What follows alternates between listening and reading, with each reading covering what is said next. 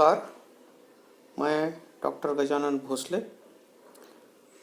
विभाग 3 स्पेशल हिंदी के अंतर्गत होने वाले प्रयोजनमूलक हिंदी नामक प्रश्न पत्र के बारे में विश्लेषण करने जा रहा हूँ। इस प्रश्न पत्र का आपके अध्ययन में रखने के पीछे जो उद्देश्य है उस उद्देश्य को स्पष्ट करना अब इस वीडियो का उद्देश्य है। यह प्रश्न पत्र आपके पाठ्यक्रम में रखा है, इसके पीछे महत्वपूर्ण उद्देश्य है कि हिंदी में कार्य करने की रुचि विकसित करना। अर्थात हिंदी हमारी राजभाषा है कानूनन, लेकिन उसने राष्ट्रभाषा का दर्जा स्वाधीनता के पूर्व और अब भी हासिल किया है, क्योंकि यह तकनीकी कार्य में भी हिंदी आज इतनी लोकप्रिय बनी है कि पूरे भारतवर्ष में कंप्यूटर पर तथा व्हाट्सएप या फेसबुक आदि के अंतर्गत अधिक से अधिक प्रयोग हिंदी का हो रहा है। इतना ही नहीं, हिंदी फिल्में, हिंदी पटकथा आदि के कारण भी हिंदी में अनेक लोगों की रुचि बढ़ती जा रही है। इसी प्रकार की रुचि विकसित करने के लिए जो हिंदी का व्यावसायिक क्षेत्र है, फिर वह पत्रकारिता हो सकता है, फिर वह निवेदन हो सकता है, या समझिए धारावाहिकों का लेखन हो सकता है, या समझिए पटकथा लेखन हो सकता है, गीत लेखन हो सकता है। तो इसी प्रकार हिंदी में कार्य करने की रुचि बढ़ाना इस प्रश्न पत्र का उद्देश्य है। रोजगार उन्मुख शिक्षा एवं कौशल्य प्रदान करना। अब देखिए, हम शिक्षा प्राप्त करते हैं तो उसके द्वारा हमें रोजगार की आवश्यकता होती है, और रोजगार के बिना कोई भी काम, यानी मनोरंजन के लिए थोड़े समय करते हैं, लेकिन विशेष महत्वपूर्ण बात होती है कि उसमें हमें रोजगार मिलना चाहिए। और उस दृष्टि से विचार किया जाए तो इस प्रश्न पत्र के अंतर्गत रेडियो में होने वाले रोजगार, विज्ञापन में होने वाले रोजगार, अनुवाद में होने वाले रोजगार, पत्रकारिता में होने वाले रोजगार, फिल्म में होने वाले रोजगार आदि पर विचार किया गया है। उस दृष्टि से शिक्षा के अंतर्गत योजना की गई है। अब देखिए, फिल्म में या दूरदर्शन पर जो बहुत सारे रोजगार है, विशेष रूप से विज्ञापन के क्षेत्र में भी बहुत सारा रोजगार है, अनुवाद के क्षेत्र में रोजगार है। तो इस दृष्टि से भी इस प्रश्न पत्र के अंतर्गत विचार करना है। उसके बाद पारिभाषिक शब्दावली से परिचित करना। अब देखिए, पारिभाषिक शब्दावली से परिचित करना, इसका अर्थ यह है कि जब अंग्रेज सरकार हमारे यहाँ थी स्वाधीनता के पूर्व, तब अंग्रेजी में काम करने के यहाँ के कार्यालय में होने वाले जो अधिकारी है, या समझिए उनके सहायक बाबू है, उन्हें आदत थी।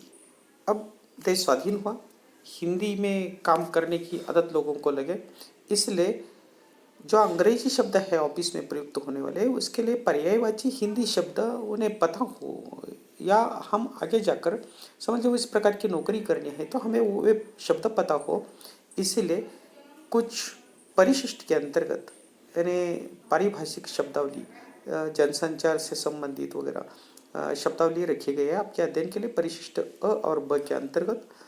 जैसे कि उदाहरण के तौर पर अनाउंसर है या आर्टिस्टिक है, उसका उनके लिए हिंदी में होने वाले जो नाम निवेदक, या आर्टिस्टिक के लिए कलात्मक, ऑडियो विजुअल के लिए दृक श्राव्य। तो इसी प्रकार इन जनसंचार तथा अन्य शब्दों के लिए पर्यायवाची हिंदी शब्द की योजना की गई है। अब देखिए, पारिभाषिक शब्दावली का परिचय करने के बाद सरकारी पत्राचार के स्वरूप का परिचय करना।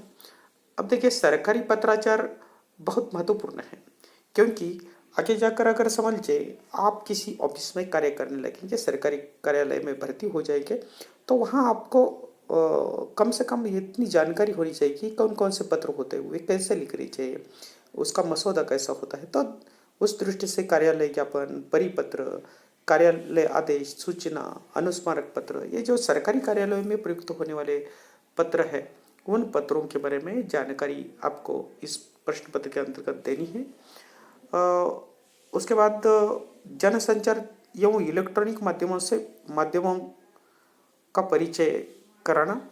अब देखिए, जनसंचार एवं इलेक्ट्रॉनिक माध्यम, वास्तव में जनसंचार के इलेक्ट्रॉनिक माध्यम, उनसे परिचित कराना आप लोगों को उद्देश्य है। तो जनसंचार के जो इलेक्ट्रॉनिक माध्यम हैं, जैसे कि दूरदर्शन है, रेडियो है, इनके माध्यम से लोगों तक खबरें पहुंचाने का काम किया जाता है, जनता तक। जैसे कि समाचार पत्र के माध्यम से हम लिखित रूप से खबर पहुंचाते हैं, उसी प्रकार ये जो माध्यम है दूरदर्शन, रेडियो, इनके माध्यम से लिखित रूप से पहुंचाने की जरूरत नहीं होती। वहाँ दृक्श्राव्य के माध्यम से यानी खबरें पहुंचाने का या इलेक्ट्रॉनिक माध्यम से खबरें पहुंचाने का या प्रयास किया जाता है। उनसे परिचित कराना ये इस प्रश्न पत्र का उद्देश्य है। उसके बाद अनुवाद की जानकारी यह सेकंड टर्म में होगी, यानी 17(6) के अंतर्गत। तो अनुवाद का स्वरूप, महत्व तथा उपयोगिता से आप लोगों को वहाँ परिचित किया जाएगा।